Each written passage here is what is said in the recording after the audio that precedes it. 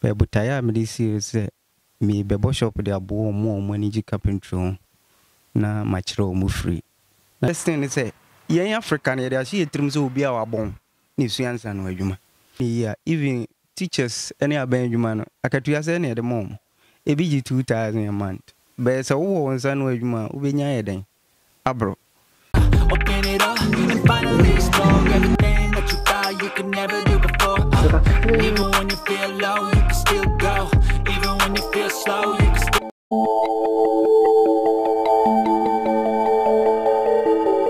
Abusia mwakwa baba GH Canada TV so. And now first time I share ya message say subscribe. We are no click bell notification so. E chese anytime be making new uploads bia woni nipa won sabe di kan aka. Sene de bia ye no ene episode I was on a obra anase life my life. Ya hwehwe ye manta mu nipa o mo bom ho moden. Nipa o mo ye bibibua community no ye ko ne no mo kwetwetwe nkomo. Na nenso ya ba aye ne abrante ba ko betwetwe nkomo. Na ne story ne ye se onu abie carpentry shop free nipa se omomra no nkyere omo adwuma free abra wonye omo hwe na adwuma no Kumawu Bodomase otu nensa free nipa free afidase edwo so se omomra no onkyere omo adwuma free enti yenkone no ne nkotwetwe nkomomra so meche wo machi so say na me adom na Ewrade adom ede ase enkomo kitu bi na pese ye no otwetwe efa wadwuma ne ho de adwuma ne to nchen a se ne o sha ase se ne obi pe wadwuma na obenyawo ekwan a obedru ofa so abedru sese emre eno nkomo na eno betwetwe nti de di kan ne bebusa odi nti pacho odi ne sei pacho midin de Joseph Nyano ahaya no atena ana ye wo he Kumawu Bodomase ya na wo mi ahaya na mko school pacho school be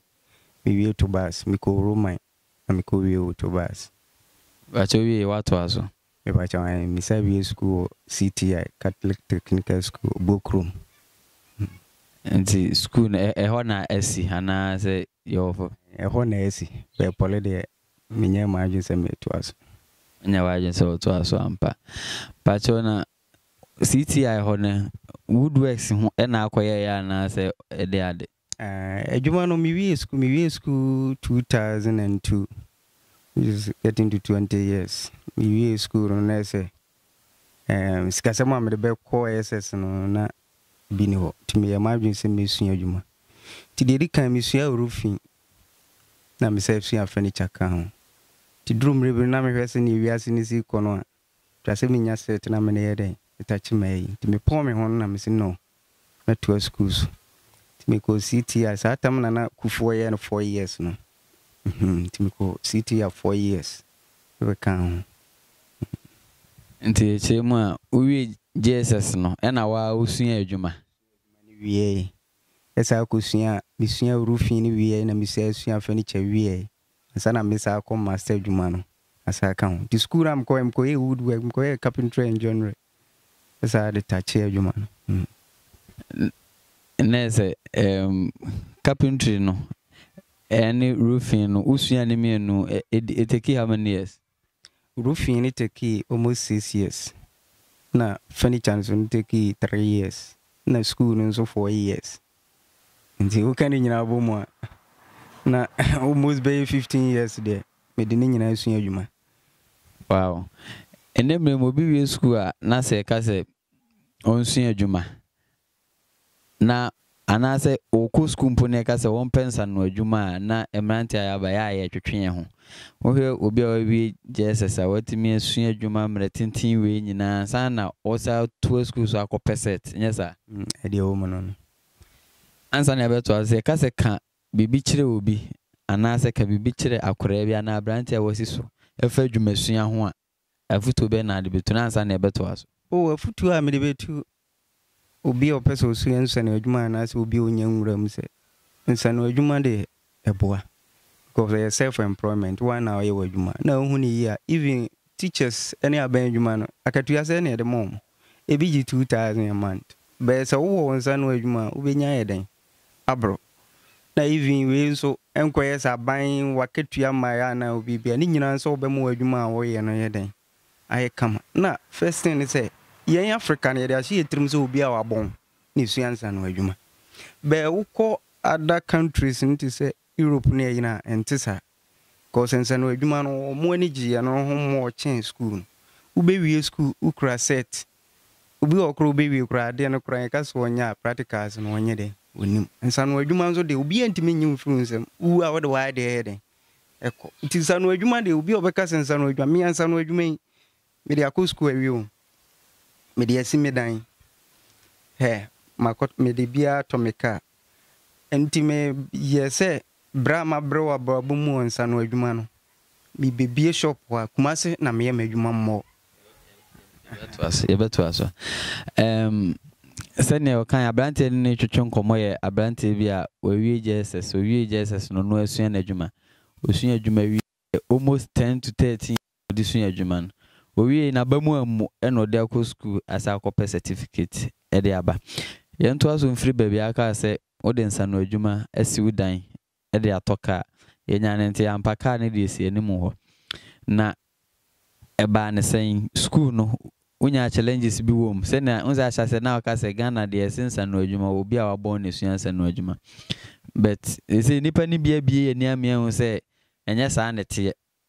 ensa no adwuma oya ban adwuma se na okan obu a mountain beso 2000 na so what meje contract ba akopɛ na ebro aban adwuma ne de no na okan bibi se wo adwuma ni bi wo Kumase nti mebuza se wo adwuma wo Kumase na adan no asa ha wo ho aba hase wo bi adwuma se abrante ana baba wa bi a wo Kumawu ne mpata mu bi a emisua ni free e de ani so ade hu ntina de yesa yo medawase didi kan ese na wo bi se bi fa adwuma sua no e wo mu se challenges be bre na me share because me hwe sene na mabra bom sitie na yi no ni twa se me konkoden sene be ya me so me me mobo abrabom iti me fight ese meto aso school me be shase o school na nye easy so me fight ya adwuma nkakra kutu admission na die edikan medam ofa kwa makase idru na mkachira so ofa mpese mi ko school be se me kase me da school mu a ntimi nya den ntua me school fees ti se gamenya ba bia meda de a nanka ma yede sene be ya ebi nkura metimi aye part time kakra na me de aye den tua school fees nse me wo fa ne bo am ema baby ametna wa piedu nti miko school no na mehwe loro fe ne ya na mintimi nya den afodo wo de wahwe emra to appeared to Bokrum estate asem na mekan yo ti me fro me chase no me fro ka be a week no ma hu se mintimi na de no zonzo masimi bu se school no mere meko nti yese me fa we se minti me se ba ko ne ka chirim se nya no to sacre ti me no ka za sacre si fiesi se ameka me de aye da chi asem ma me de beka a chirim chirim the sacre na si ho no ka se eti me to sacre no wo kire me se ekwati kwan kakra bi da ho a betimi aye da aboa me iti se me dru mi frapie du bedi ebesi mra me mfa tech police station me first tech police station ma be CCC na kire se masi asokole mampon na masi eija na kire se Matias State Road na medru mi school ti matwi sacre almost 4 years na de ko school ni ye de wie ti mi wie ye no me ye adwuma wo Kumase me bodan me tutu akwan bebre ko srem ko ye adwuma ti mi de shem trum se mi krum me hwe boys no abrabo a mo boni ya ese kroni ni daache nti se sa na te de ya meba bibie shop ho mi krum se ne be ya mabunu na wa no a o mo ni carpentry work no nso me ye den etimi abom because life no e nkoden na de shabrabo as nti nyame charge na me de to room my phone nim se me hu o masase bi wa ha na ka me pese me ye na nka me de bo shop na me yebeto aso efiri ho yenkwa jenka to mra se we bi shop na wo pese wo ton spray ana se ehon neoma ana wo pese wo tubi na wanka se wo use na pese wo ho yehwamwa fre Global Star Limited o se wo strawberry pancakes forever red pure seduction body splash bia wo hia bia wo fre ababawa na obe deliver the amount within Kumase and then empatem friend was 0245339281 Nento ankomone so abrabo no emu brene de yebedi hu komo pii ba ye pese etiefo ne hu de ekoyeye enti oba Bodomase na so be hu Roman for se omasase yento asonfiro iti me ba na be hu Roman for se me hu omasase bi wa na me pe ba bi aye den abo carpentry shop to mada Roman me to omani mama nso ampopo omuti be butaya me de si se me be bo shop de abo omo omani ji carpentry na machiro omu free na de to so me no school no nso no omu hia practicals ya so omo so be ba na omo ba ba bisua bi to omo so ampopo miti na omo de ahama me nti me sha se abo structure na form because we share structure is go ya iska kakra kom ni se nyame nchaja obo ayen etimi abo shop ya she juma nti 20th of July as 2022 na mshasi juma sisi krumu hano enkura no ese omani nyi juma no enti Roman for ma wasase se faye juma no yebeto azo fronti yemra uwie school no adwuma sem no dan se na adwuma sem no netie de wo mu se mi wie school Kumase no Kumase de nka hwa na enim a wode na adwuma ye de be ma me ti mi teacher ni ba ko na ka se nya no mi hwe wa ho brase ne se ne osisi ne a mi ti mu se uko ukrumu animanimu ya mo ti mo madam fu bi wo ha o mema woni na ya adwuma nti first day no menene hyase ya adwuma ono nso hu madwuma no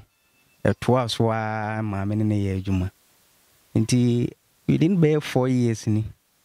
na ono nso tu kwa abrochiri nti mafa ne se na adwuma a wo ye wo Kumase ne customers nyina ba be di me ho di ho amba nti de oni ne ya adwuma ni tu kwan ena ne customers nyina abedi ho ena edi ebiem ne se the esi say no ana mguso ameye me adwuma no me run shift me bi wo Kumase na me bi wa nti adwuma ne de enye se gu ana yeto mu a ye de ye adwuma na ne o na se mekura wa ma mani age mensa no adwuma ho nti o run shift Kumase na Bodomase yento aso mra ba bia omuma wasase no na se butaye benti ena oba ukurum se wo bebi adwuma ne bo butaye nti amede ba Bodomase ya ne se unse nkura no wohwe oba kurum ha nkura no de we o musiti o mone na musampan obi wo ho a obewi school enti me anto aso a ese no abeye bed amabusua nti mi picture hu se we dey be next 10 years no nkura no da chimbe se wo kurum a ti mi hyase ebo shop no se ne mi di kan ya no mananso information ebro be 3 months se wo wani ji carpentry hono bra mechiro free mi so mabi makonwa to nti sa butaye ni ntina me se ne be ya da chinkura ni sa me be because se wo nya fapimbia na se okononom tramo ne ya udu bibi to obere obe wanhwe ano wasa roba na nti se wusunya ubi na wonsa no adwuma he wo ye wadwuma de upi bia wo be den witimi ayere ma butaye particular ntia ma mbibie shop no kuruma na mpacho obie no enkura no kuruma no nya bi ze me wodobon so fo nkura mienu e Bodomase ane de almost one ba kope no utu sa na anamon wanu ho ana oh minu me ho because we dey wine se na mi si kire kwan amefa so a mi mabamu mu obibia minu me ho be still me ginam na ebe onwanwa se kura wa ufrima wa base wo ye bibi wa bi open to so obi amra na ekire ne free na enkura ne mma no eya wodwene ho ade na ye wana etesen oh eya me yare be ensa ha me because se bia eda so okromo because boga some doso o za kura bi wo ha even atare kura o be shane ye di frabro kire ne bre no na o mo de puta bi a che mutum ze oh after all ye den ya ba be fama kwabro kire enti na ya de minim dada enti we ni mu mabam wo de me ye no Yento aso mfiri ha. Osi wasi wa wodan. Wato wa wo car wo use car ne yehu. Na obi nso ya ban adwuma ye omummu sebio omummu obi a oyensa no adwuma. Sansem no uti ya ase na eye wo akomam. Uze me technician sare ani share bebre o site. Ye yesikafo makoye woman bi adai catras. Eba adwuma bi. Omono atams no yensa no adwuma no. Obi wo ho a de obi si akasa kiro no de obetete wo no. Just wunya botre because yensa no adwuma na Africa particular emu obi a yensa no adwuma. Na so ma be tumpon be ya technology. If you go China yensa no adwuma mo ya de develop. Be Ghana no so e de ahye triu ze obi o ya ban adwuma na so wote office no. Wono no ye veru no mo chen wa ye wonsa no adwuma na ayo constraint be after all ye no emu ya bem. E feel that you want challenges be brand so I shanty. Ya fane sa I de adwuma. Ya fane sa ampa. Yetenen yinyane ntie se esa ade na wa yenti obi wo wa wote a o adwuma bi a otimi de brew. Ana se papa a wo pese wo ye mukura wo mu nti obi timi te sa ade no nko a na onya adwuma a wo de brew amanfo be frɛ ma akwa kire obi be frɛ ko tamela abekwa akwa adwuma. O me ko nyina akwa adwuma. Cause Kumasi me wo me kobo dance o mahama krom. Nti mitutu akwan bebre meko obi be frɛ me ameko. Nti ansa na ebeto aso no se obi pese wo frɛ na wo ye na adwuma ye de wo nsa no adwuma ni bi be ebe kira ahwefo nti obi pese wo nyawo ana se wo frɛ na be na adwuma number be no friends so. My number is 0249 33 83 53. Number is 0249 33 83 53. Ya juma ye no nye nkwanche juma master say na school so ka ho. Nti so hu ya juma nyu bia na be ka kiro se akwa no nsa no fe be nkyere so nkamfo no. Nti wa wo be hu adwuma no a. Last time man bi ba me ha. Ka kire m se nya no adwuma wo ye nye krum ha na eso ye adwuma. Fara se ubodamo a efie na ayede wo de ba. Nti ye ya ha adwuma no ede obi hu kura no wo wodan Kumasi ana ya bitimi am kase yankonko tinye Kumasi no ana yesi ye de ani hwe yenso ya ba edi tina ne wo enso ya ba edi mu ampa sese no enipa ne na twetwe enkomo ya abrante bi a owie school no a eye esua ne nsa no adwuma de to aso kopɛ certificate eye adwuma wo Kumasi wagya Kumasi de na to run shift abebi adwuma wo no ankasa ne kurom se enipa mesua ni free onkora no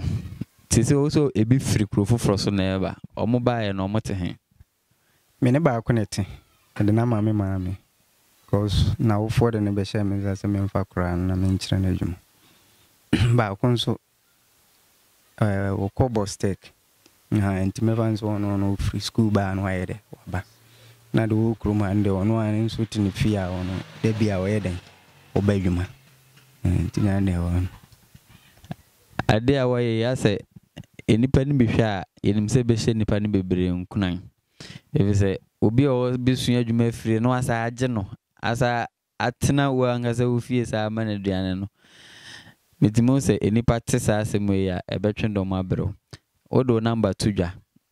na Kumasi nso obi pe wa hen na obehu Kumasi wo pe me wo apiedu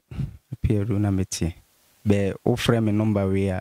bia opem bia no mitimi a kire dalation mo abehwe bia me ho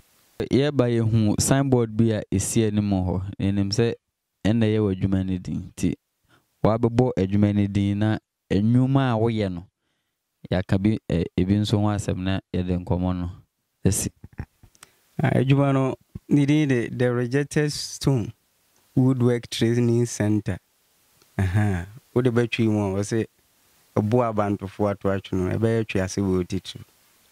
de dia me de edin na tu adwuma no se uwie school na de many penyina mpo se bia wabon ana se wantimi anto aso nti yen reject be maye no no nye be so si enkete na wo brese wo besuansa no adwuma wo ye to twen se bo aya to atwe no wo ho beba mfa so ame abefa se be ye bibi enu nti na me decide yin na ye de to shop no so that's it. The Rejected Stone Woodworks and Training Center. Ejuma waye ne ebi a roofing of houses, kitchen cabinet, molding of doors, fixing of doors. TNJ na waye. TNJ. Begana na ye ni TNJ. Ni full name ye Tongue and Groove. It is school na kasa. School TNJ. Ye bibia for carpentry mu bia ni ho aye ni mu ye. It is school e go see me friend carpentry and joinery. Me roofing ba furniture so bibia for furniture ho bia ni mu. Me fa say carpentry adwuma bia wasase so bia ni ho a minimum ye. So we here na friend no 0249 338353. Baby I will be a oba be adwuma no one ne nkora beba. Also watermelon mahama krom kroko ye adwuma. Nenye poku ase he ya. Nti frɛ no oba be adwuma ma ne ho ate ama. Yedase.